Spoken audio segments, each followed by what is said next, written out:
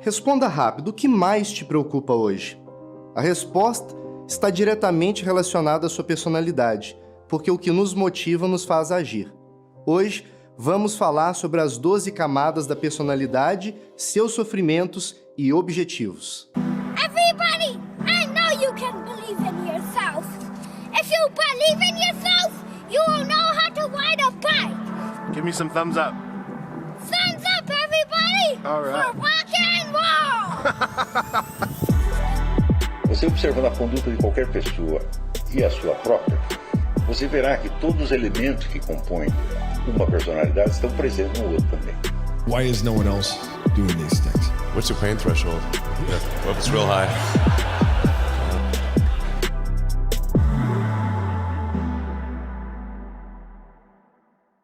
Sejam bem-vindos ao Insight BP. E o assunto de hoje são as 12 camadas da personalidade, teoria sistematizada pelo professor Olavo de Carvalho. Fenômenos psicológicos descritos por Piaget, Freud, Jung, Lacan, Zonde, Frankl, dentre outros, também são abordados na teoria das 12 camadas. De acordo com o professor, essa teoria é uma análise das fases da vida, infância, adolescência, as várias etapas da vida adulta e, finalmente, o fim. Cabe ressaltar que ninguém abandona completamente a influência de uma camada específica. Elas funcionam como se fossem camadas de uma cebola, que vão se sobrepondo e coexistindo. O que muda é qual delas exerce a principal influência em nossas vidas. Conhecer cada uma delas nos ajuda a enfrentar os desafios que nos impedem de amadurecer. Curta esse vídeo, porque isso nos ajuda a alcançar mais pessoas. Ative o sininho para não perder nenhuma novidade e inscreva-se no canal. Sempre teremos bons conteúdos por aqui. O que é personalidade? A teoria nos diz que sua personalidade é o que você tem de próprio. É aquilo que você chama de seu de maneira única e forte. Quanto menos personalidade, mais você se confunde com a massa, com uma pessoa genérica. Quanto mais personalidade, mais você é inconfundível, único, singular. Primeira camada da personalidade. Nesta camada, quem predomina é o corpo. A constituição física nos leva a ter aptidões diferentes. Não nos lembramos, mas na primeira camada dominamos o corpo buscando a unidade, ou seja, controlar braços, pernas, caminhar, dormir, acordar. Por isso, o sofrimento próprio dessa camada envolve o corpo, dores físicas, como a fome, sono, as deficiências e doenças. O principal objetivo nessa camada é dominar a própria constituição física. Segunda camada da personalidade. Parte do que motiva as pessoas é explicado quando se entende a vida de seus antepassados, em seus sucessos e fracassos. As pessoas apresentam inclinação a repetir o que seus pais e avós fizeram. Você consegue imaginar uma linha costurando as gerações? A ponta que começou com seus parentes está agora com você. Outra coisa, já aconteceu de você se perceber agindo de uma forma e nem saber o porquê? Além de notar que seus antepassados também fizeram o mesmo, já dizia o cantor, minha dor é perceber que apesar de termos feito tudo o que fizemos, ainda somos os mesmos e vivemos, ainda somos os mesmos e vivemos como os nossos pais. Essa é uma camada que nos acompanha por toda a vida, porque acontece uma personalização de gostos, desejos e preferências. O sofrimento próprio dessa camada envolve problemas hereditários e não estão sob controle do indivíduo. O principal objetivo nessa camada é provar e gostar das experiências vividas, a partir de sensações dos sentidos, por exemplo, o paladar, texturas e cores. Terceira camada da personalidade. Pela primeira vez surge uma motivação consciente, neste caso, a do conhecimento primário. Para entender melhor, imagine uma criança na fase dos porquês. O conhecimento não é buscado para se gabar ou para ter ganhos. Ela simplesmente quer conhecer por conhecer, só pela descoberta. O sofrimento próprio dessa camada envolve os fracassos no aprendizado. A duração da dor é curta e a evolução natural da criança supera isso. São dificuldades vencidas com o tempo, exercícios e nutrição.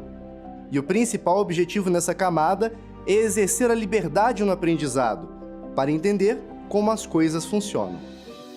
Quarta camada da personalidade. Definitivamente, a quarta camada é uma das mais famosas. É nela que surge a questão da felicidade ou infelicidade, que na infância não era uma questão consciente, mas apenas uma reação automática provocada pelo mundo. Entra em cena o universo da afetividade, a carência e a noção de um afeto recebido ou não. Se a criança não tiver recebido um tipo específico de afeto de seus pais ou parentes, ela poderá ter problemas na adolescência e na vida adulta. Elas precisam se sentir seguras e notar a presença do afeto. Adultos que não superam a quarta camada tendem a ser vitimistas, levar questões objetivas para o lado pessoal e sentimental, veem-se de forma especial e com direito a praticamente tudo, além de se sentirem ofendidos e injustiçados com facilidade. O sofrimento próprio dessa camada envolve a percepção da infelicidade e o sentimento de rejeição. Pessoas aqui querem sentir que os outros gostam dela para que consiga agir. O principal objetivo nessa camada é encontrar a aceitação e segurança emocional. Quinta camada da personalidade. Nessa camada, as pessoas buscam ter orgulho de si mesmas ao se notarem como autoras da própria vida.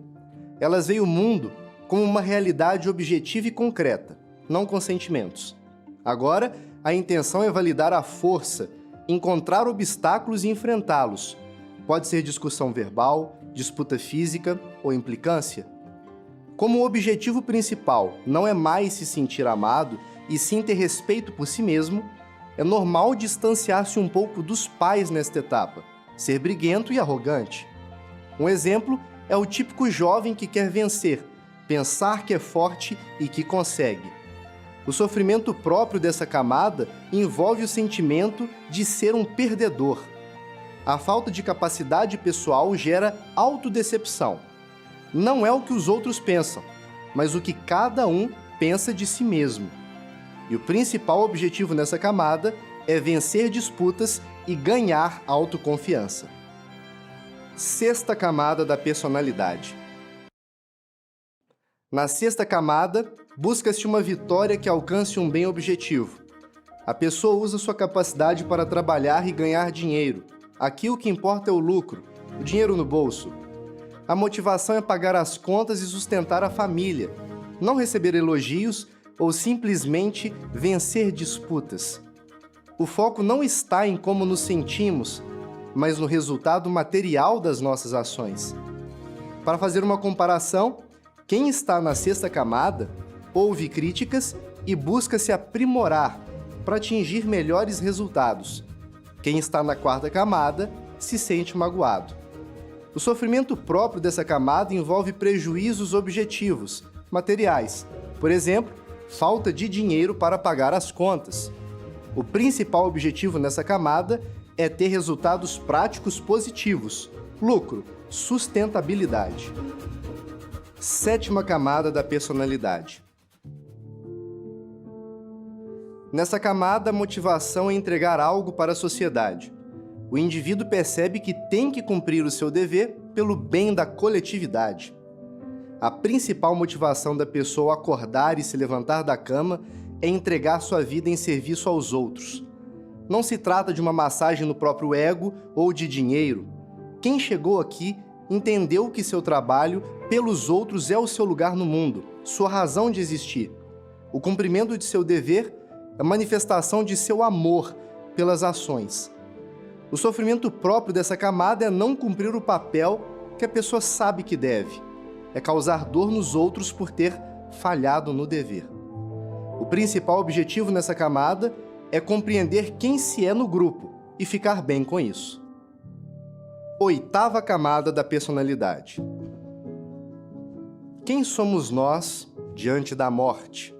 De frente para o fim, continuamos a fazer as mesmas coisas e nos sentimos em paz com a vida? Ou sentimos que precisamos mudar e recomeçar? Se as coisas que nós fazemos não têm um valor diante da morte, precisamos encontrar uma solução. Sobre isso vale um aviso. Largar tudo e mudar é a atitude de quarta camada. Quem entende o seu dever busca mudanças de forma responsável e segura. Aqui, a pessoa se preocupa com a noção de verdade e com a reflexão sobre o bem e o mal. O sofrimento próprio dessa camada é o sofrimento consigo mesmo, o peso de julgar a vida inteira culpando unicamente a si mesmo. E o principal objetivo nessa camada é encontrar o sentido da vida diante da morte. Nona camada da personalidade. Chegamos à camada da vida intelectual. Saiba que até os analfabetos podem chegar na camada da vida intelectual. E podemos ter os maiores mestres e doutores longe daqui. Seu interesse será buscar a verdade a qualquer custo, independentemente do que aconteça. É não ter paz até encontrar a resposta buscada. Isso é considerado como mais importante, mais do que receber elogios, dinheiro ou prestar serviços. O sofrimento próprio dessa camada é a ausência de uma solução a um problema intelectual. E o principal objetivo é alcançar a criação intelectual, inserir sua forma de ver o mundo na sociedade. 10ª camada da personalidade. Tudo o que você faz na sua vida corresponde ao ideal de verdade? Aqui percebemos que podemos ser maus e não caminhar na verdade, que podemos ser imorais. Nos vemos como representantes da espécie humana, dotados de autoconsciência e responsabilidade pelos outros. Morrer pelo que acreditamos não é um absurdo na 10ª camada. O sofrimento próprio nela é a percepção de que se foi imoral. Isso é um verdadeiro rasgo na própria biografia. E o principal objetivo nessa camada é obter os meios para exercer suas ideias na sociedade.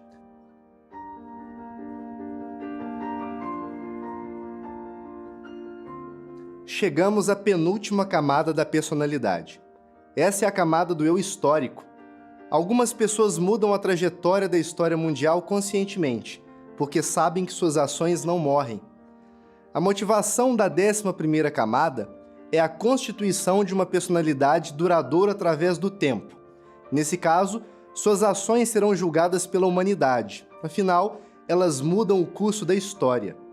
Independente do resultado positivo ou negativo de suas ações, Napoleão Bonaparte, George Washington, Lenin, Stalin, Alexandre o Grande e Gengis Khan são outros exemplos de personalidades que mudaram a história conscientemente.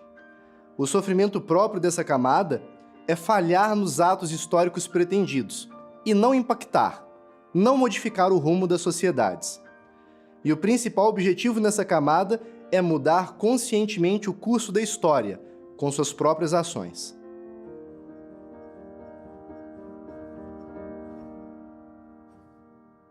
Finalmente chegamos à última camada da personalidade. Essa é a camada do sujeito transcendental. Quem chegar nesta camada vai priorizar quem ele é diante de Deus. A maior parte das pessoas tem religião e vive uma espiritualidade, ritos, frequenta cultos. Mas mesmo estas pessoas terminam o mês pensando em dinheiro, nos problemas do mundo e na morte. Em qualquer camada é possível gostar de Deus, mas nas camadas inferiores a motivação principal, por excelência, não é Deus em si mesmo. Na 12ª camada, você sente o tremor de ter de responder a um ser infinito, enigmático, complexo e inevitável. É aqui que há um encontro com o sentido da vida por excelência. Os exemplos tradicionais dos que alcançaram essa camada são os de Moisés, Maomé, Gandhi, Siddhartha Gautama e os santos católicos. O sofrimento próprio dessa camada é decepcionar a Deus, e o objetivo é alcançar a redenção. E assim, fechamos o ciclo da vida humana. As camadas explicam a vida daquele que possui um corpo, se manifesta, aprende, supera sua necessidade afetiva, confronta o mundo em busca da vitória, conquista habilidades úteis, descobre um dever social, vê-se diante da morte, busca a verdade, busca a vida moral, constitui um eu histórico e alcança a transcendência diante de Deus. Se esse vídeo gerou valor para você, nos ajude a divulgar. Curta, ative o sininho, inscreva-se no canal e comente abaixo em qual camada você está. Até a próxima!